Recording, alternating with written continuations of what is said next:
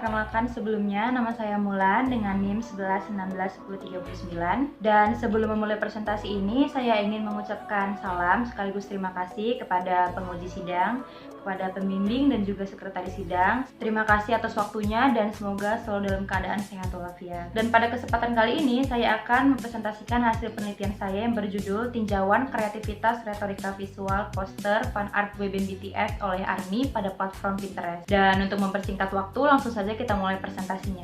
Let's go! Jadi, hal yang melatar belakangi saya untuk mengangkat penelitian ini adalah breakthrough-nya Hallyu Wave atau Korean Wave di Indonesia. Masyarakat sekarang lebih sering menyebutnya dengan aliran musik K-pop atau Korean Pop. Nah, ada banyak faktor nih yang mempengaruhi masuknya demam Korea ke Indonesia. Salah satunya adalah komunikasi massa. Dalam hal ini, saya tertarik untuk meninjau tentang poster karena poster merupakan sebuah media komunikasi massa yang masih terkenal hingga saat ini. Nah, berawal dari sebuah media iklan atau promosi, dewasa ini banyak banget poster yang dibuat untuk tujuan seni atau hiburan. Karena fungsi yang tadi semakin berkembang, banyak sekali fans kingdom atau bisa disingkat dengan sebutan fandom yang menciptakan sebuah poster dengan tujuan untuk menyalurkan bakat. Poster-poster tersebut kemudian dinamakan dengan fan art. Salah satu fandom yang aktif menciptakan poster-poster fan art yang kemudian disebar ke media sosial adalah ARMY. Nah, ARMY sendiri itu merupakan sebutan untuk fans boyband BTS. Ada rasa penasaran yang membuat saya semakin yakin untuk mengangkat penelitian dengan tema ini.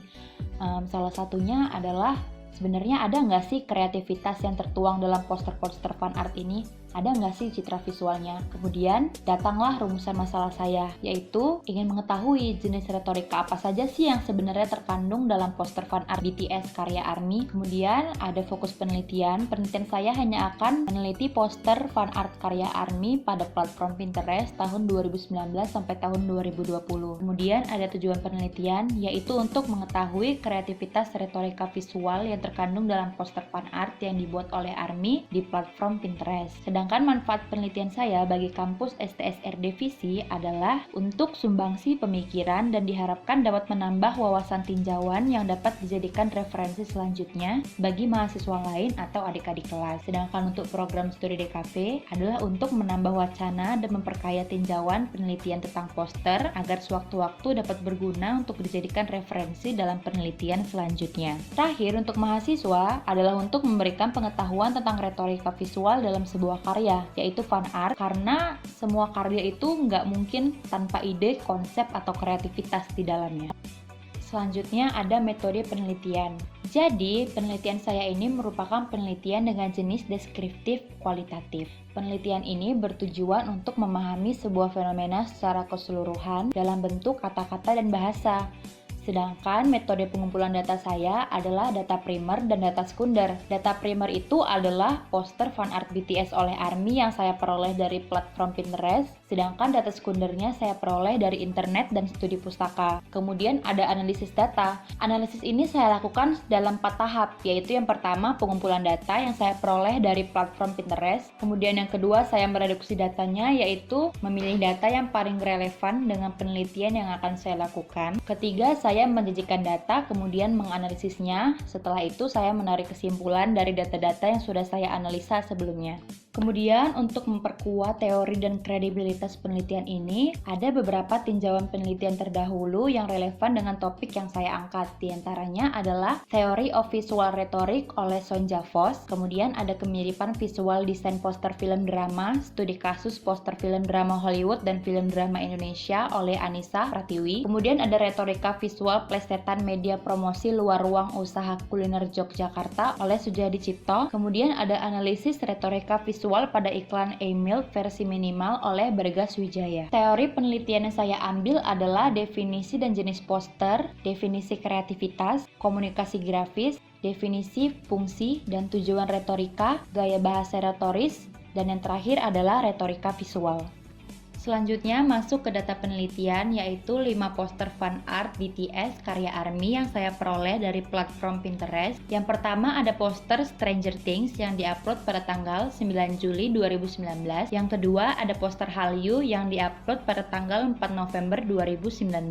Yang ketiga ada poster The Seven Seas yang diupload pada tanggal 20 November 2019. Yang keempat ada poster Kingsman The Soul Division yang diupload pada tanggal 30 Desember 2019. Yang terakhir ada poster Kill Bill yang diupload pada tanggal 17 April 2020. Dan karena keterbatasan waktu, jadi saya hanya akan menjelaskan masing-masing satu poster untuk analisis elemen ilustrasi, elemen tipografi, elemen warna, elemen tata letak, dan juga analisis retorika visual di dalamnya. Oke, jadi yang pertama kita masuk ke analisis elemen ilustrasi poster original Stranger Things dengan fan art karya ARMY. Di sini ada 8 klasifikasi ilustrasi. Yang pertama adalah jenis ilustrasi dan ditemukan bahwa poster original dengan poster fan art tidak mirip. Yang kedua ada isi ilustrasi tidak mirip. Yang ketiga ada jumlah tokoh tidak mirip. Yang keempat ada pose wajah, tidak mirip. Yang kelima ada peletakan gambar, tidak mirip. Kemudian yang keenam ada background foto, mirip. Kemudian yang ketujuh ada ekspresi wajah, mirip. Yang terakhir ada objek tambahan, tidak mirip. Dari 8 klasifikasi tersebut, hanya 2 klasifikasi yang menunjukkan bahwa ilustrasi dari poster original dengan poster fan art mirip. Kemudian kita masuk ke analisis elemen tipografi poster Avengers dengan poster fan art Hallyu. Di sini ada 8 klasifikasi tipografi. Yang pertama klasifikasi, ditemukan bahwa poster original dengan poster fan art mirip. Yang kedua ciri-ciri, tidak mirip. Yang ketiga warna huruf, mirip. Yang keempat kesan huruf, mirip. Yang kelima ukuran huruf, tidak mirip. Yang keenam peletakan huruf, mirip. Yang ketujuh legibility, mirip. Dan yang ke-8 readability, mirip. Dari 8 klasifikasi, 6 klasifikasi menunjukkan kemiripan antara tipografi poster Avengers dengan poster fan art Hallyu. Kemudian kita masuk ke analisis elemen warna poster Pirates of the Caribbean dengan poster fan art The Seven Seas. Di sini ada 5 klasifikasi warna. Yang pertama yaitu warna yang tampak, ditemukan bahwa poster original dengan poster fan art tidak mirip. Yang kedua warna dominan, tidak mirip. Yang ketiga kesan warna, tidak mirip. Yang keempat komposisi warna, mirip. Yang kelima karakteristik warna, tidak mirip. Dari 5 klasifikasi, hanya 1 klasifikasi yang menunjukkan kemiripan warna antara poster original dengan poster fan art. Kemudian kita masuk ke analisis tata letak poster Kingsman The Secret Service dengan poster fan art Kingsman The Soul Division. Di sini ada 5 klasifikasi tata letak. Yang pertama adalah margin dan ditemukan bahwa poster original dengan poster fan art tidak mirip. Yang kedua ada sequence, mirip. Yang ketiga ada emphasis, mirip. Yang keempat ada balance, mirip. Dan yang terakhir letak objek, tidak mirip. Dari 5 klasifikasi tata letak, ditemukan 3 klasifikasi yang menunjukkan kemiripan tata letak dari poster original dengan poster fan art. Nah, yang terakhir kita masuk ke analisis retorika poster fan art Kill Bill. Retorika verbal dari poster fan art ini adalah pun. Pun sendiri merupakan gaya bahasa yang berisi penjajaran kata-kata yang berbunyi sama, namun artinya itu berbeda. Nah, di sini tuh kill bill, jadi bunyinya seakan-akan sama, namun artinya berbeda.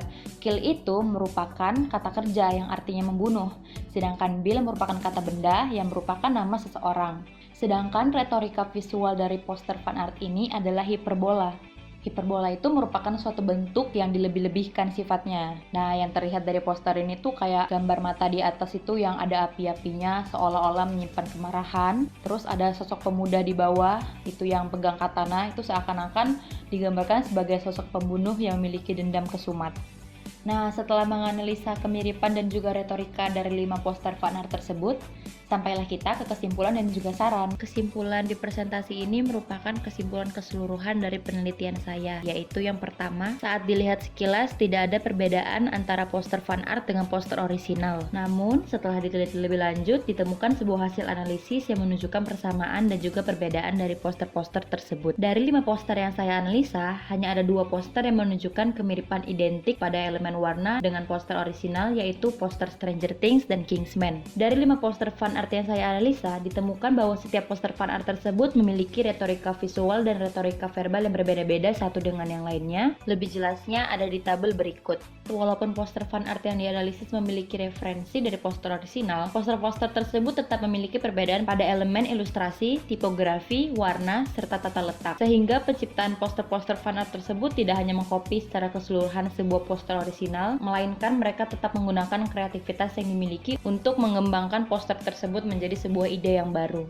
Kemudian, saran saya kepada peneliti selanjutnya, masih banyak lagi poster-poster fan art karya ARMY atau fandom lainnya yang dapat diteliti dengan menggunakan analisis retorika visual ini. Kemudian, kepada para pembaca, agar lebih mengerti dan memahami bahwasanya kultur K-pop itu bukan hanya sekedar sebuah hallyu, melainkan juga sebuah wadah untuk para individu yang menyukainya untuk lebih mengekspresikan diri dan juga mengembangkan kreativitas mereka. Sekian presentasi dari saya, terima kasih atas perhatian dan juga waktunya. Dengan berakhirnya presentasi ini, saya mengharapkan masukan yang akan membangun dan juga membantu menyempurnakan penelitian ini. Saya mulai pamit undur diri. Wassalamualaikum warahmatullahi wabarakatuh. Kamsahamnida.